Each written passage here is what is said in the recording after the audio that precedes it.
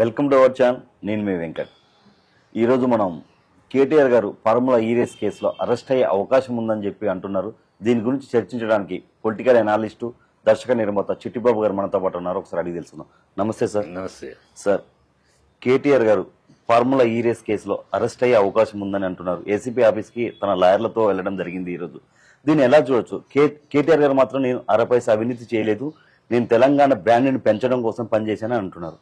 మరి కాంగ్రెస్ వాళ్ళు ఇవాళ రేపు అంటున్నారు. ఏం చేయాలి దీన్ని? ఈ కాంగ్రెస్ ఒక దుర్మార్గమైన దుర్నీతి పాలన చేస్తుంది. వాళ్ళు ప్రజల్లో చాలా అపహాస్యం అయిపోయారు. ఒక హైడ్రా అవ్వచ్చు, మూసీ నిర్వాసితులు అవ్వచ్చు, ఇదిగో నేను రుణమాఫీ అవ్వచ్చు, సగం చేసి సగం చేయకుండానే అయిపోయిందని అబద్ధాలు. ఈ విద్యార్థులకి నిరుద్యోగ భృతి అన్నారు, ఏమీ లేదు. 10,000 కాదు 15,000 ఇస్తామని 12,000 నిన్న అనౌన్స్ చేస్తారు. ఇలా ఒక్క ప్రామిస్ కాబట్టి ఒక్క ప్రామిస్ అబద్ధాలు ఆరబోతా ప్రజలు చీపోతూ అని ఊస్తున్నారు, శాపరార్థాలు పెడుతున్నారు. ఈ ప్రజల యొక్క కోపానికి, ఆగ్రహానికి, శాపరాన్ని తప్పించుకోవడానికి ఒక డైవర్షన్ పాలిటిక్స్ ఇది. ఈ కార్ రేస్ అనేది ఒక ప్రైడ్ ఒక కొన్ని దేశాలు ఈ కార్ రేస్ నడిపి కొన్ని దేశాలు పాపులర్ అయింది. అంతటి కార్యక్రమాలు. దాన్ని ఒక ప్రైడ్, ఒక బ్రాండ్.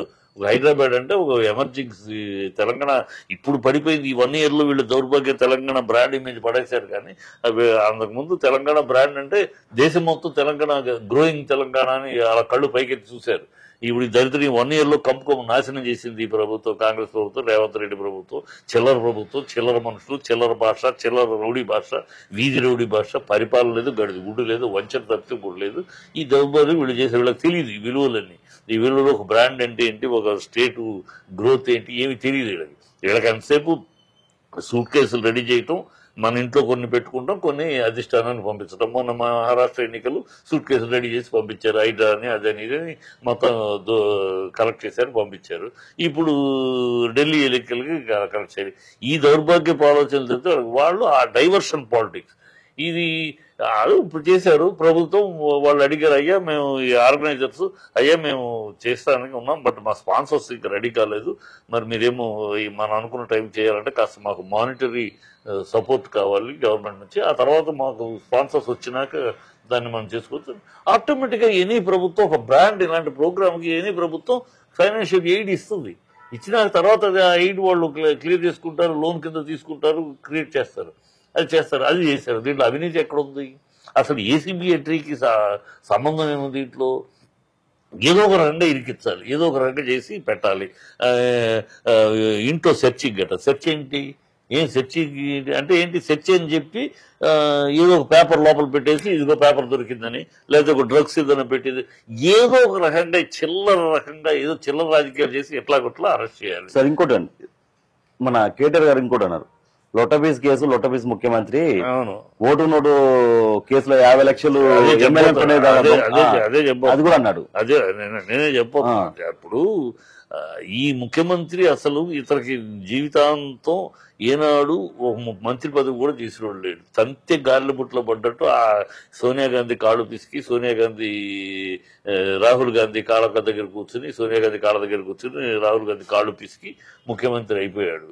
ఈయనకి అందుకనే సోనియా గాంధీని కాళ్ళు గడికి నీళ్ళు నెత్తిని పోసుకుంటే కూడా పుణ్యం అని పిచ్చి వాడు దాస్య బుద్ధి చిల్లర మాటలు మాట్లాడతాడు. ఇతనికి అలవాటు. ఇతను ఏమైనా మొన్నటిదాకా ఏంటి, చంద్రబాబు దగ్గర ఉన్నప్పుడు ఏంటి, రేవంత్ రెడ్డి కాదు సావంత్ రెడ్డి ఆయనతో పాటు తోడు దొంగ, అందుకని నేను సహచరులు కాదు అంటాడు. నేను ఆయన శిష్యులు కాదు, సహచరులు తోడు దొంగో ఏమో, కానీ దీంట్లో దొరికావు కదా రెడ్ హ్యాండెడ్గా. ఎవరు చెప్పక్కర్లా, సాక్ష్యాలు కూడా రెడ్ హ్యాండెడ్గా నువ్వు దొరికావు. నీ బుద్ధి అది. నీ బుద్ధి ఎంతసేపు డబ్బులతో ఎమ్మెల్యేలు కొట్టాలు, వాళ్ళ తరపున లంచం ఇవ్వటాలు, పెడతారు లంచం తీసుకుంటే నీ పని అది, నీ బతికే అది. కనుక నీకు అనిపిస్తుంది ఇది చేసినా, ఎవరైనా చేసినా ఎంత పుచ్చుకున్నారో ఎంత ఇచ్చారు. అసలు కేసు అంటే ఇచ్చినవాడు పుచ్చుకున్నవాడు ఇద్దరు ఉండాలి కదా. అవును, ఇక్కడ ఎవరున్నారు? రెండో వాడు ఎవడు? ఈయన ఇచ్చినవాడు అంటున్నావు, పుచ్చుకున్నాడు ఎవడు? వాడి మీద కూడా కేసు పెట్టాలి కదా. లేదు వాళ్ళు ఇచ్చారు, ఈయన పుచ్చుకున్నాడు అంటున్నావు, ఇచ్చినవాడు ఎవడు? వాడి మీద కేసు ఉంటాడు. ఇచ్చినవాడు పుచ్చుకున్నాడు కదా ఉండాలి కదా. ఎక్కడా ఉందా? ఇది టోటల్ గా ఒక అసంబద్ధమైన ఒక చిల్లరతనమైన ఈ రేవంత్ రెడ్డి అనే వ్యక్తి ఒక చిల్లరగాడు, ఒక చిల్లర మనస్తత్వం ఉన్నవాడు, ఒక వీధి రౌడీ భాష, కల్చర్లెస్ మనిషి. అతను ఇలాగే మాట్లాడతాడు, ఇలాగే చేస్తాడు, ప్రజలు గమనిస్తున్నారు. ఇవాళ అతనికి ఏమి పట్టుకుందంటే తెలంగాణ భవన్కి ప్రజలు వచ్చేస్తున్నారు. తెలంగాణ భవన్కి మాకు ఆ సమస్య మీద ఈ సమస్య మేము పొరపాటు చేసేసాం, తర్వాత నెత్తి నోరు బాదుకుంటున్నారు. ఏదో మార్పు అంటే ఏదో ఓట్లేసి గెలిపించేసాం, తెరా చూసి ఇదే మార్పు మా కొంప కొల్లేరు అయిపోతుంది, మమ్మల్ని కాపాడండి, మాకు అండగా ఉండండి అని తెలంగాణ భవన్కి ప్రవాహంలాగా వస్తున్నారు.